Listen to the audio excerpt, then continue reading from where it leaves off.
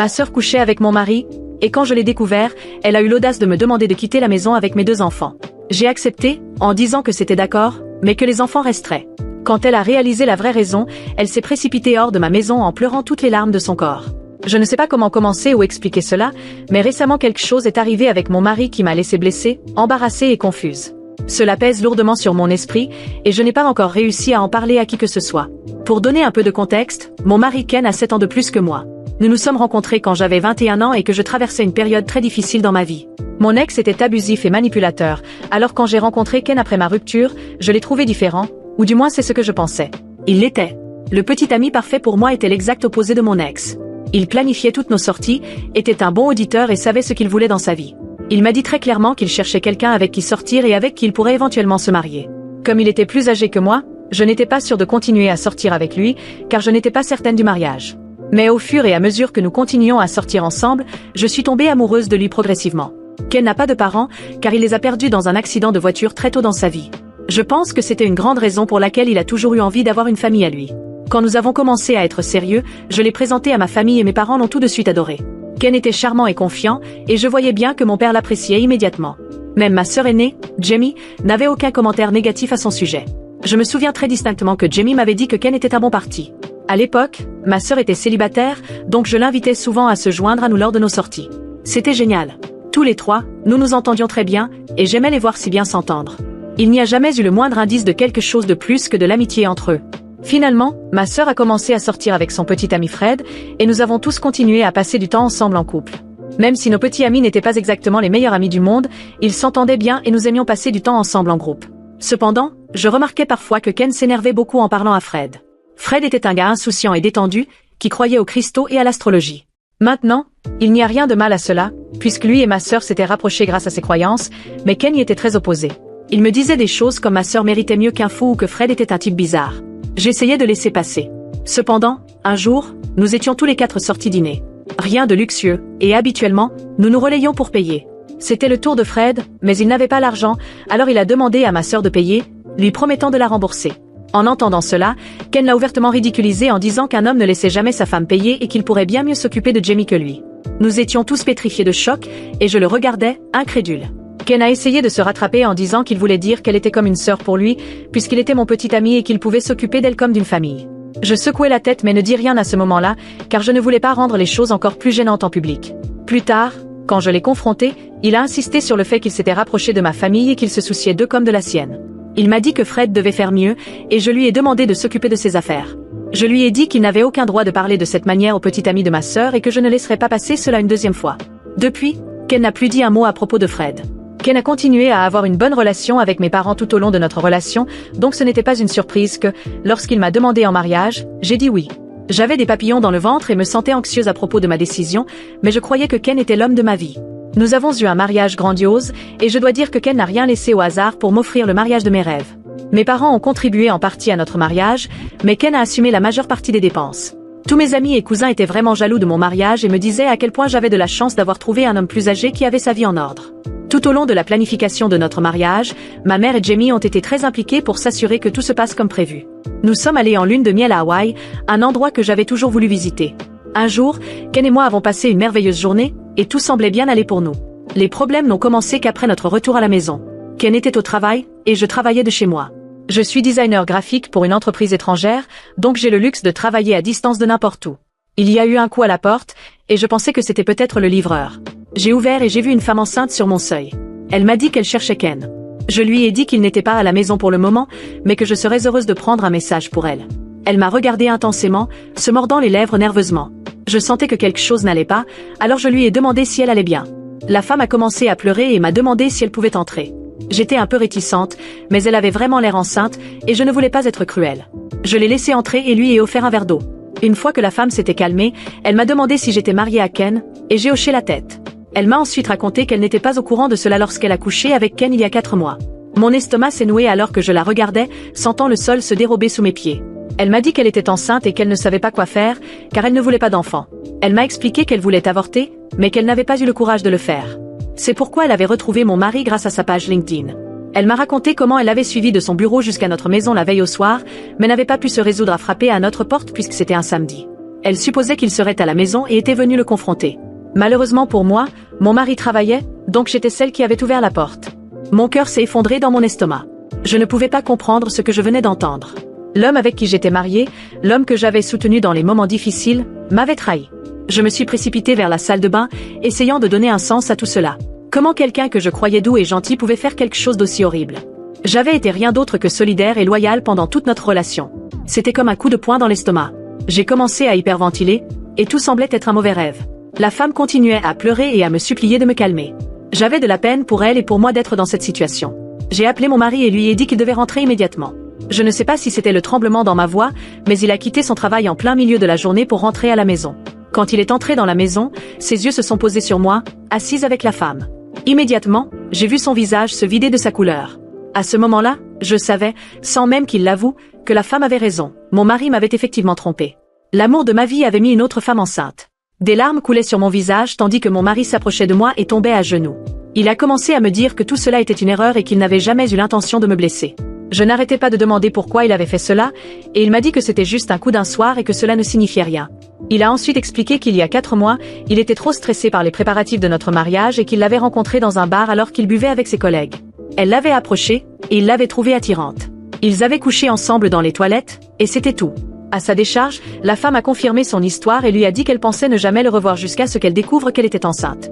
J'ai secoué la tête et informé Ken que son erreur allait désormais nous coûter, car elle était enceinte de son enfant. À ce moment-là, j'ai souhaité ne jamais m'être mariée avec lui. Mon cœur était en morceaux. Ken ferma les yeux quand la femme l'informa qu'elle était enceinte de jumeaux. Il lui a ensuite demandé, comme elle n'était qu'une étrangère pour lui, s'il y avait une garantie que ce soit bien ses enfants.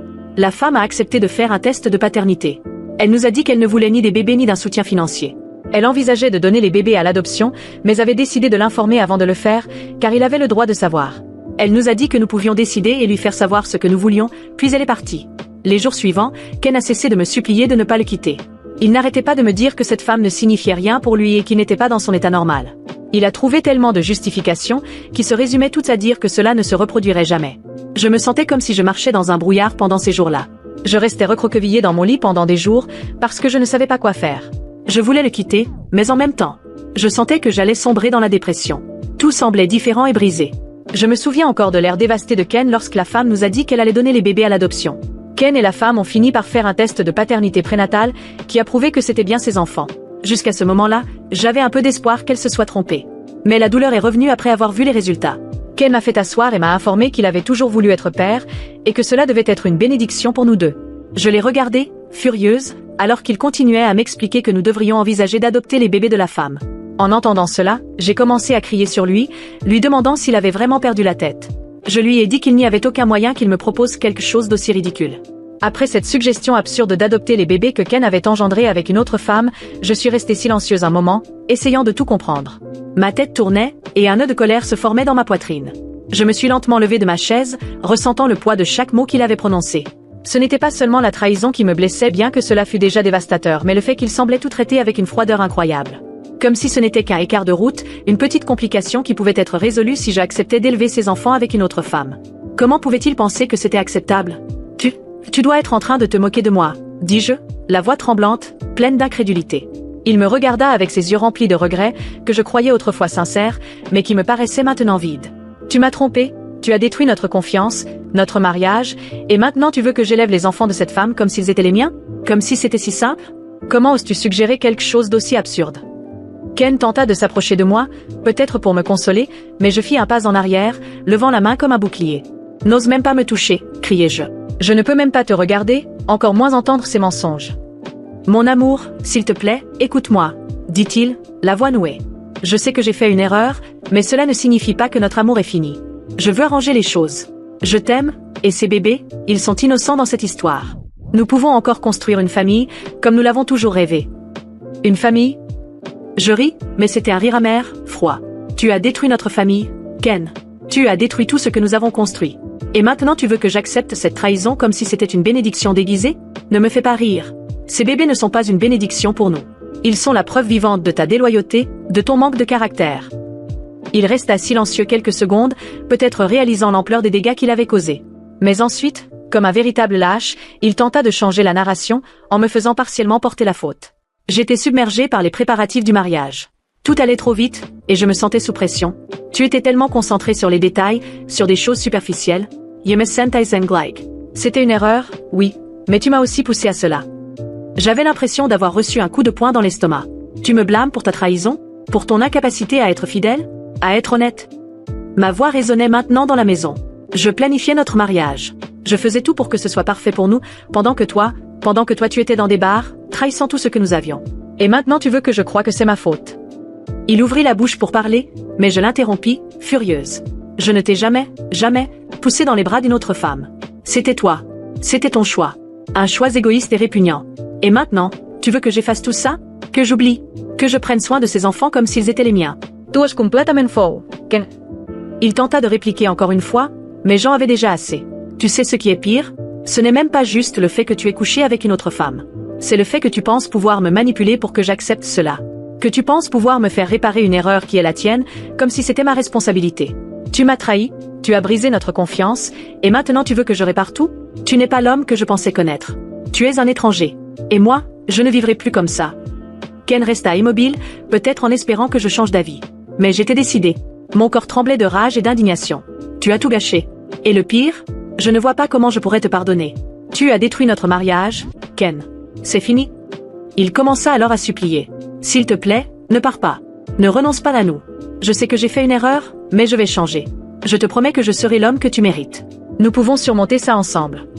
Je le regardais longuement, cherchant un quelconque signe de sincérité dans ses mots, mais tout semblait vide.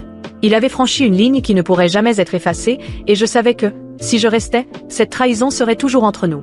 Surmonter ça, murmurai-je, ma voix pleine de mépris. Tu as détruit toute chance que nous puissions surmonter quoi que ce soit. Tu as fait un choix, et maintenant tu devras vivre avec. Je lui tournai le dos, la colère bouillonnant en moi. Je savais ce que je devais faire, même si cela faisait mal.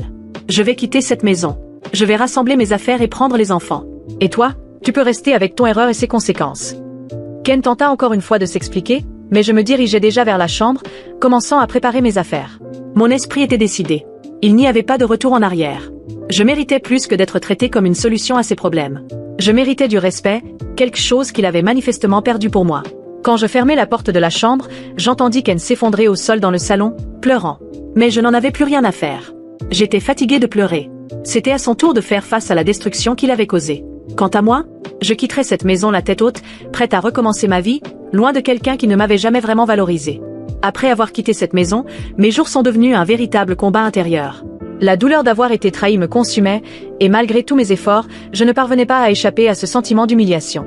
J'essayais de me concentrer sur les enfants, sur le travail, sur tout ce qui pouvait me distraire, mais chaque nuit, avant de m'endormir, ces pensées me hantaient. Ken ne m'avait pas seulement trompé, il avait aussi essayé de me faire porter le blâme. Et pire encore, ma sœur Jamie était là, en tant que complice silencieuse, trahissant la confiance que nous avions construite depuis notre enfance. Ils m'avaient tous deux profondément blessé. Malgré tous mes efforts, j'ai compris que je ne pourrais jamais surmonter cela. Il me fallait autre chose. J'avais besoin de justice. Non, j'avais besoin de vengeance. Les semaines qui ont suivi ont été chaotiques. Mes amis et ma famille savaient que quelque chose s'était passé, mais je n'avais pas le courage de leur dire la vérité. J'évitais leurs regards curieux et leurs questions inquiètes. Après tout, comment quelqu'un pourrait comprendre le niveau de trahison que j'avais subi? Mais plus je gardais cette douleur pour moi, plus elle grandissait, comme une bête qui ne demandait qu'à être libérée. Et puis, un soir, en parcourant les réseaux sociaux, j'ai vu une publication de Jamie. Elle souriait à côté de Fred, faisant semblant que sa vie était parfaite, comme si rien ne s'était passé. Comme si elle n'avait jamais couché avec mon mari, essayant de détruire ma famille. Cela a été la goutte d'eau qui a fait déborder le vase. Quelque chose en moi a explosé. Je n'allais pas simplement passer à autre chose. Je n'allais pas simplement pardonner et oublier. Ils ne méritaient pas ma compassion. Je voulais que le monde sache qu'ils étaient vraiment. Et je savais exactement comment faire. J'ai pris mon téléphone, je suis allé directement sur mes réseaux sociaux et j'ai commencé à écrire. À mes amis et ma famille, il est temps que vous sachiez la vérité. Voici l'histoire de la trahison de mon mari Ken et de ma propre sœur Jamie. Alors que je planifiais notre mariage et que je construisais une famille, les deux couchaient ensemble dans mon dos. Ils ont essayé de détruire ma vie, et maintenant, il est temps que je raconte la vérité à tout le monde. J'ai écrit sans m'arrêter, déversant tous les détails. Depuis les premiers soupçons que j'avais eus sur Ken jusqu'au jour où la femme enceinte a frappé à ma porte. Je n'ai rien omis. J'ai raconté comment il m'avait trompé avec une autre femme, l'avait mise enceinte de jumeaux, et parlé de la proposition ridicule d'adopter les bébés, comme si cela pouvait tout régler. J'ai tout exposé, chaque détail sordide, chaque mensonge. J'ai inclus des photos de notre mariage, des photos de lui avec ma sœur, et même le nom de la femme qu'il avait retrouvée via LinkedIn. Je n'ai rien laissé de côté. Quand j'ai fini, Mon doigt a flotté au-dessus du bouton publier. Je savais qu'à partir de ce moment-là, il n'y aurait plus de retour en arrière. Mais je savais aussi que j'étais déjà bien au-delà du point de non-retour. Ken et Jamie avaient détruit ma vie, et maintenant, c'était à mon tour de détruire la leur. Avec un soupir profond, j'ai appuyé sur publier. Les premières réactions sont arrivées en quelques minutes. Des commentaires de choc, de colère et de soutien ont commencé à apparaître. Des gens que je n'avais pas vus depuis des années partageaient la publication. Rapidement, le post a explosé. Tout le monde parlait du scandale.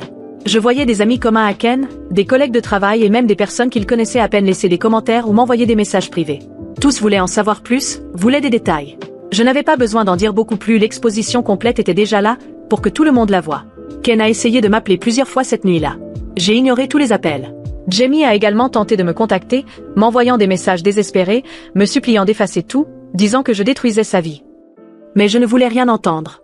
Elle avait déjà détruit la mienne, et maintenant, il était temps qu'elle récolte ce qu'elle avait semé. Dans les semaines qui ont suivi, les choses n'ont fait qu'empirer pour eux. L'histoire s'est propagée comme une traînée de poudre. Au travail, les collègues de Ken ont commencé à le traiter avec mépris. J'ai appris par un contact commun qu'il avait été convoqué à une réunion avec ses supérieurs, qui ne lui faisaient plus confiance à cause de sa mauvaise réputation. Le scandale a tellement affecté son image professionnelle qu'ils ont commencé à l'exclure des projets importants. Finalement, il a perdu son emploi. Quant à Jamie, elle n'a pas non plus échappé aux conséquences.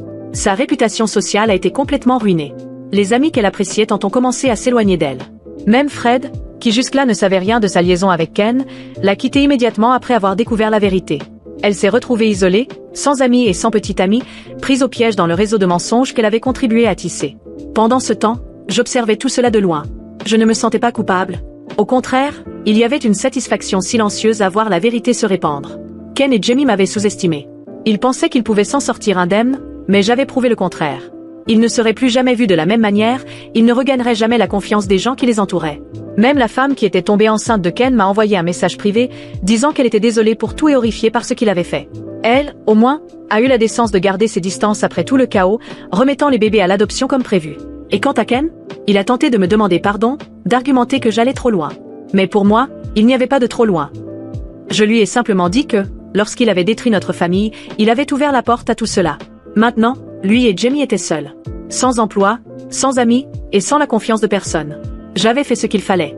La vengeance ne guérit peut-être pas toutes les blessures, mais elle m'a apporté un sentiment de justice que je désirais depuis longtemps. J'ai continué ma vie, plus forte qu'avant. Je savais qu'à partir de ce moment-là, je contrôlais ma propre histoire, et plus jamais je ne laisserais quelqu'un me faire sentir impuissante. Ken et Jamie, ils pourraient passer le reste de leur vie à essayer de se reconstruire, mais une chose était certaine, ils ne regagneraient plus jamais le respect ni la confiance de personne. Et j'étais certaine qu'ils méritaient exactement cela.